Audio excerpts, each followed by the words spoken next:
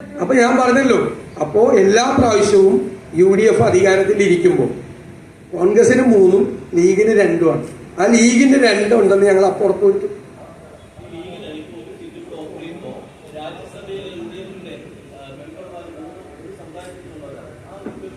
അതൊക്കെ കേരളത്തിലെ എല്ലാ സമുദായങ്ങളും. ഇപ്പോ ഞങ്ങൾ 16 പേര് മത്സരിക്കുകയാണ്, കോൺഗ്രസിന്റെ 16 പേര്. മനസ്സിലായി?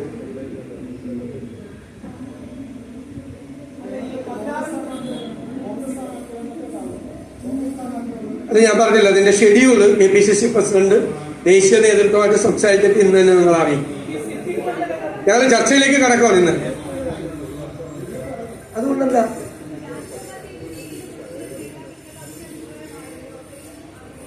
അല്ല, കോൺഗ്രസ് നേതാക്കൾ എല്ലാവരും പരസ്പരം കൂടിയാലോചിച്ചതിന് ശേഷം എടുത്ത തീരുമാനമാണ്. ദേശീയ നേതൃത്വത്തിന്റെ അംഗീകാരത്തോടുകൂടി എടുത്ത തീരുമാനം.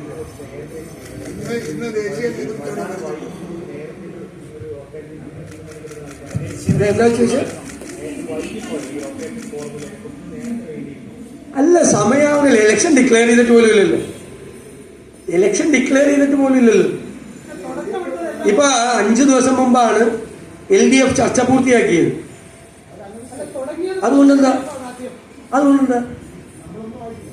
ഇതിന്റെ സ്ഥാനാർത്ഥികളുടെ ഞങ്ങൾക്ക് നല്ല കൃത്യമായ ധാരണ ആ കാര്യത്തെ കുറിച്ചുണ്ട്. ഒരു ടെൻഷനും വേണ്ട. അത് ഞാൻ പറഞ്ഞല്ലോ, ഞങ്ങൾക്ക് ദേശീയ പാർട്ടിയല്ലേ, നമുക്ക് ഒരു പ്രൊസീജിയറുണ്ട്. ആദ്യം സ്ക്രീനിങ് കമ്മിറ്റി കൂടുക, പിന്നെ ഞങ്ങളിവിടെ ഒരു പ്രാഥമികമായ ചർച്ചകളെല്ലാം നടത്തിയിട്ടുണ്ട്. സ്ക്രീനിങ് കമ്മിറ്റി കൂടുമ്പോൾ KPCC പ്രസിഡന്റ് ഞാനും അതിൽ പങ്കെടുക്കും. ഞങ്ങൾ ഇവിടുത്തെ നേതാക്കന്മാരുമായി നടത്തിയ ചർച്ചകൾ അവിടെ പറയും. അവരൊരു റിപ്പോർട്ട് സെൻട്രൽ ഇലക്ഷൻ കമ്മിറ്റി കൊടുക്കും. അപ്പോൾ ഞങ്ങൾ കരുതുന്നത് നാളെ തന്നെ ഈ സെൻട്രൽ ഇലക്ഷൻ ഈ സ്ക്രീനിങ് കമ്മിറ്റി കൂടാൻ പറ്റുമെന്നാണ് ഞങ്ങൾ വിചാരിക്കുന്നത്. അത് കൂടിക്കഴിഞ്ഞാൽ ആ റിപ്പോർട്ട് അവിടെ പോയാൽ അവിടെ എപ്പോൾ വേണമെങ്കിലും സെൻട്രൽ ഇലക്ഷൻ കമ്മിറ്റി വിളിക്കും. ഞങ്ങൾ കൂടി അതിൽ പങ്കെടുത്ത് അപ്പം തീരുമാനം വരും. എല്ലാം റെഡിയാണ്. അല്ലല്ല, പാനൽ സമർപ്പിക്കുന്ന ഒന്നും ഞാൻ പറഞ്ഞില്ലല്ലോ. ഞാൻ പറഞ്ഞിരിക്കുന്ന റിപ്പോർട്ട് കൊടുക്കുന്നതാണ്. കേരളത്തിലെ കോൺഗ്രസ് നേതാക്കന്മാരുമായി ഞങ്ങൾ എല്ലാവരും നടത്തിയ റിപ്പോർട്ട് ഞങ്ങൾ 2 പേരും KPCC പ്രസിഡന്റ്, ഞാൻ പങ്കെടുക്കും എന്നല്ല, KPCC പ്രസിഡന്റ് അത് അവിടെ അവതരിപ്പിക്കും. അതിന്റെ അടിസ്ഥാനത്തിൽ അവർ റിപ്പോർട്ട് തയ്യാറാക്കി അത് എല്ലാ പ്രാവശ്യവും നടക്കുന്ന പ്രോസസ്സാണത്.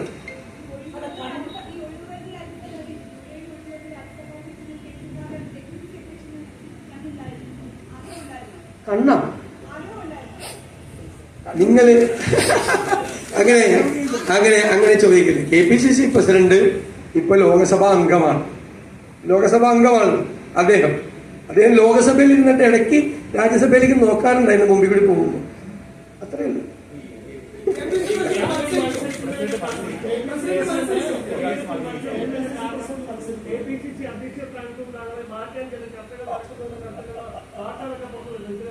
ഇതൊക്കെ അടിസ്ഥാനരഹിതമായ വാർത്തകളാണ്.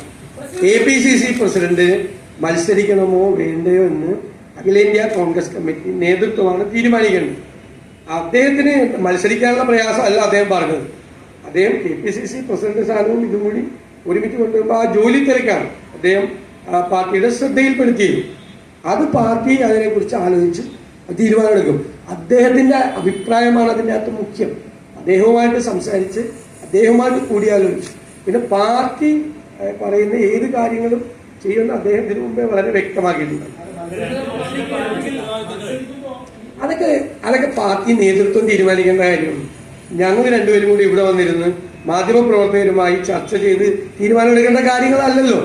നിങ്ങൾക്കുള്ള പ്രശ്നം എന്താണെന്നറിയാം, നിങ്ങൾക്ക് ആ മുഖാമുഖത്തിനൊക്കെ അടിച്ച് പുറത്തിറക്കി നിങ്ങളെല്ലാവരും.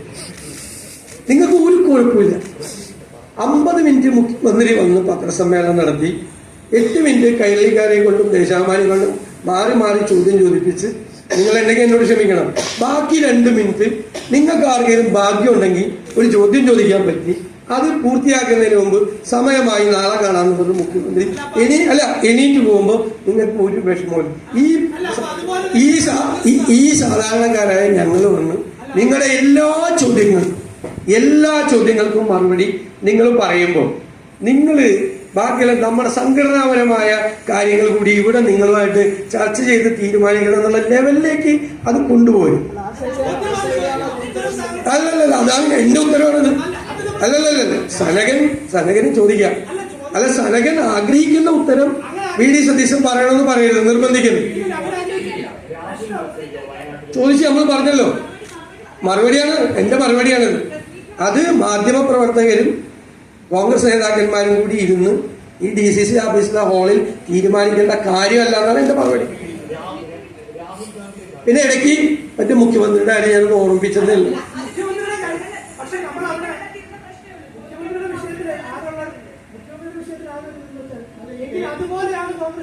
അല്ലെന്നല്ലേ പറഞ്ഞത്? അതെങ്ങനെയാ പറയുന്നത്? അല്ല, എന്നിട്ട് ഇരിക്കുകയല്ലേ. ഇപ്പൊ എണീറ്റ് പോകാനെന്നല്ല എത്ര നേരം മുമ്പ് പറയാനുള്ള കാര്യമൊക്കെ പറഞ്ഞു കഴിഞ്ഞിട്ട് ഞങ്ങൾക്ക് എണീറ്റ് പോകാൻ. ഞങ്ങൾ ഇവിടെ ഇരിക്കുന്നത് നിങ്ങളുടെ ചോദ്യം കേട്ട് അതിന്റെ ഉത്തരം പറഞ്ഞ് നിങ്ങളുമായിട്ടൊരു സൗഹൃദ സംഭാഷണം നടത്തി സ്നേഹപൂർവ്വമായി പറഞ്ഞ് ഹലോ ഹലോ എന്നൊക്കെ പറഞ്ഞ് നിങ്ങളെയൊക്കെ കണ്ട് സ്നേഹത്തിൽ പോവല്ലേ. അതല്ല ചോദ്യം, അതല്ല ചോദിച്ചത്. ആ ചോദ്യത്തിനാണെങ്കിൽ അതിന് കൃത്യമായ മറുപടി അപ്പൊ പറഞ്ഞു. അവസാനം ചോദിച്ചൊരു ചോദ്യമുണ്ട്, പിന്നെ ഒരു കുസൃതി ചോദ്യമുണ്ട്. ആ ചോദ്യത്തിന് ഞാൻ പറഞ്ഞത് ഇവിടെ തീരുമാനിക്കേണ്ട. ഇവിടെ ഇരുന്ന് അല്ല, ഞാൻ ചോദിക്കട്ടെ, ഇവിടെ ഇരുന്ന് നമ്മൾ തമ്മിൽ ചർച്ച ചെയ്തിട്ട് KPCC പ്രസിഡന്റിനായി തീരുമാനിക്കാൻ പറ്റുമോ? ഞാൻ പറഞ്ഞ കറക്റ്റ് മറുപടിയല്ലേ? അങ്ങനെ ചർച്ച ചെയ്യാൻ പറ്റുമോ? നിങ്ങൾ ഞങ്ങളോടായതുകൊണ്ടല്ലേ ഇങ്ങനെയൊക്കെ ചോദിക്കുന്നു?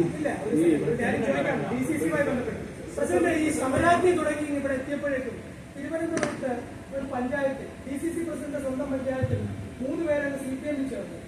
അതിന് ഗൗരവത്തോടെയല്ല, പഞ്ചായത്ത് ഭരണവും പോയി, ഗൗരവത്തോടെയാണ് അല്ലല്ല നിങ്ങൾ ഈ പറയുന്നത്.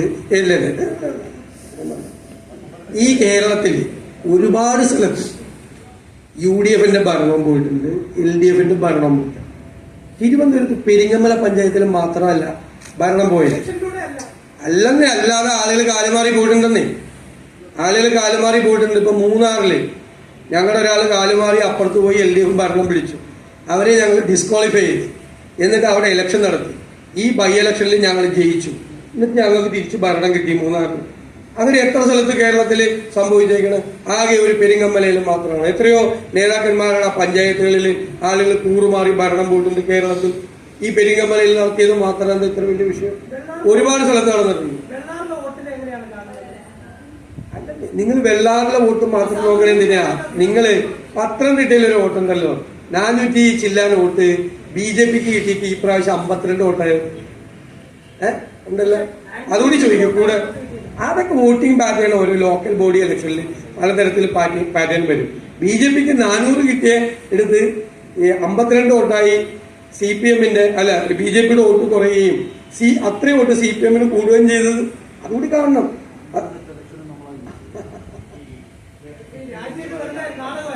അല്ല, നിങ്ങൾ എന്തിനാ അതിലേക്കൊക്കെ പോകുന്നത്? അതൊക്കെ ഞങ്ങളുടെ ഇന്നർ പാർട്ടി ആയിട്ടുള്ള പാർട്ടിക്കകത്തുള്ള കാര്യങ്ങളാണ്.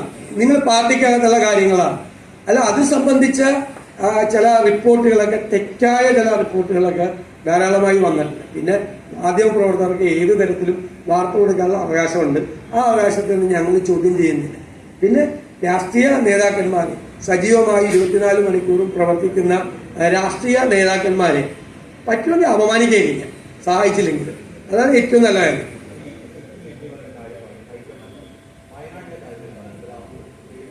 അതൊക്കെ പാർട്ടി ദേശീയ നേതൃത്വം, സെൻട്രൽ ഇലക്ഷൻ കമ്മിറ്റി തീരുമാനം.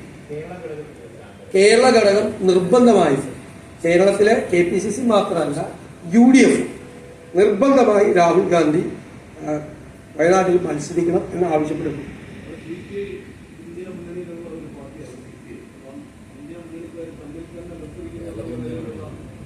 ഇന്ത്യ മുന്നണി ഇപ്പൊ കോൺഗ്രസിന്റെ കൂടെ അല്ലല്ലോ കേരളത്തിൽ നിൽക്കുന്നു. അല്ലല്ലോ, ദേശീയ നേതൃത്വത്തിൽ കഴിഞ്ഞ പ്രാവശ്യം ഉണ്ടല്ലോ. തൊട്ടപ്പുറത്ത് തമിഴ്നാട്ടിൽ CPM-ഉം CPI-യും DMK-യും കോൺഗ്രസും കൂടി ഒരുമിച്ചല്ല മത്സരിക്കുന്നത്. CPM-ന്റെ 2 പാർലമെന്റ് അംഗങ്ങൾ കഴിഞ്ഞ പ്രാവശ്യം ജയിച്ചു തമിഴ്നാട്ടിൽ നിന്ന്. അവർ രണ്ടുപേരും രാഹുൽ ഗാന്ധിയുടെ പടം വെച്ചിട്ടാണ് അവിടെ പോസ്റ്റർ അടിച്ചിരുന്നത്. എന്ന് പറഞ്ഞിട്ട് കേരളത്തിൽ ഇവിടെയുള്ള 2 CPM സ്ഥാനാർത്ഥികൾ രാഹുൽ ഗാന്ധിയുടെ പോസ്റ്റർ വെച്ചിരുന്നു. നമുക്കറിയാവുന്ന രാഷ്ട്രീയമല്ലേ.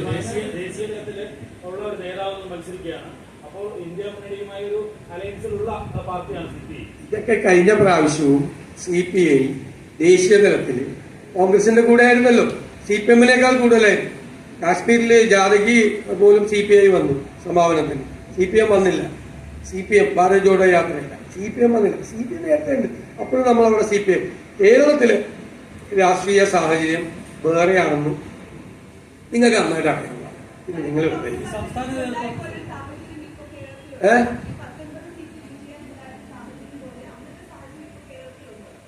അതിനേക്കാൾ നല്ല സാഹചര്യം. 2 ഗവൺമെന്റുകൾക്കെതിരായിട്ട് കേരളത്തിൽ ഒരു ആന്റി ഇൻകംബൻസി. അതാണ് KPCC പ്രസിഡന്റിന്റെ ഇന്നത്തെ പത്രസമ്മേളനത്തിന്റെ കാതലത. ഞങ്ങൾ തൊട്ടറിഞ്ഞു വന്നവരാണെന്നാണ് പ്രസിഡന്റ് പറഞ്ഞത്. ജനവികാരം, ഞങ്ങളുടെ ജനകീയ ചർച്ചാ സദസ്സുകളിലെ നിലവിളികൾ, സങ്കടങ്ങൾ, വിതുമ്പലുകൾ, പെൻഷനൊക്കെ കിട്ടാതെ മനുഷ്യൻ മരുന്ന് മേടിക്കാൻ പറ്റാതെ, ഭക്ഷണം കഴിക്കാൻ പറ്റാതെ, ഭിന്നശേഷിക്കാർ, അഗതികൾ, വാർദ്ധക്യം ബാധിച്ചവർ, പാവപ്പെട്ടവർ, എന്തൊരു പ്രതിസന്ധിയാണ് നാട്ടിൽ, സങ്കടങ്ങളാണ്. അപ്പൊ അതൊക്കെ ഈ ഗവൺമെന്റുകളുടെ പ്രവർത്തനങ്ങളുടെ ഇരകളാണ് ആ പാവപ്പെട്ടവർ.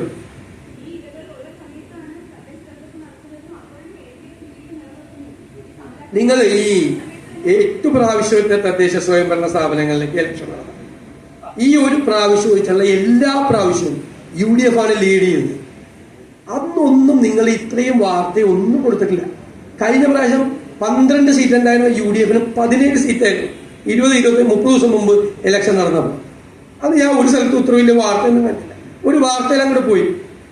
ഇപ്പൊ ഒരു 3 സീറ്റ് ചില പ്രത്യേക സാഹചര്യത്തിൽ UDF-ന് പോയി. കഴിഞ്ഞ പ്രാവശ്യം 5 കൂടുതൽ കിട്ടി. 4 CPM-ന്ന് പിടിച്ചെടുത്തു. കഴിഞ്ഞ 7 തെരഞ്ഞെടുപ്പിൽ നിന്നായിട്ട് ഏകദേശം 32ഓളം സീറ്റുകൾ ഞങ്ങൾ CPM-ൽ നിന്ന് പിടിച്ചെടുത്തിട്ടുണ്ട് കേരളത്തിൽ. CPM പഞ്ചായത്ത് ഇലക്ഷനിൽ ജയിച്ചു. അതൊക്കെ കൂടി ഒന്ന് കൂട്ടി വെച്ചിട്ട് നിങ്ങളൊരു വാർത്ത കൊടുക്കണം എന്നാണ് എന്റെ റിക്വസ്റ്റ്. അപ്പൊ ശരി, താങ്ക് യു.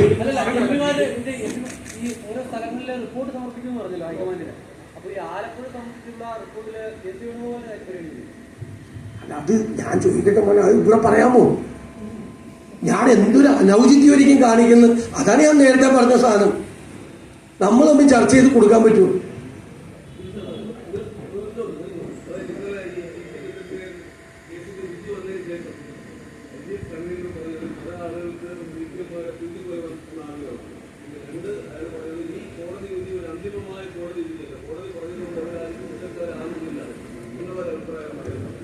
അത് കേരളത്തിലെ LDF കൺവീനറുടെ നിയമപരിജ്ഞാനത്തെ കുറിച്ച് ഓർത്ത് ലജ്ജിക്കുക എന്നല്ലാതെ വേറെ ഒന്നും പറയാൻ പറ്റില്ല.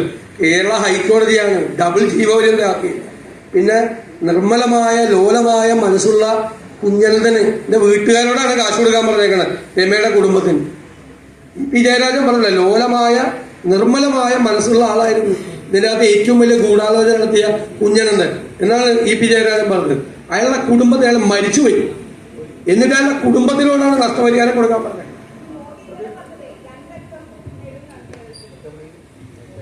നമ്മുടെ നാട്ടിൽ 0-ന് വലിയ വിലയുണ്ട്. 0 കണ്ടുപിടിച്ച നാടാണ് ഇന്ത്യ. ഭയങ്കര ഗണിത ശാസ്ത്ര വിശാരദന്മാർ ഉണ്ടായിരുന്ന നാടാണ്. ആര്യഭട്ടനും ശകുന്തളാദേവിയൊക്കെ ഉണ്ടായിരുന്ന നാടാണ്. 0-ന് വിലയില്ലെന്ന് മാത്രം നിങ്ങൾ പറയരുത്. അത് സമ്മതിക്കില്ല.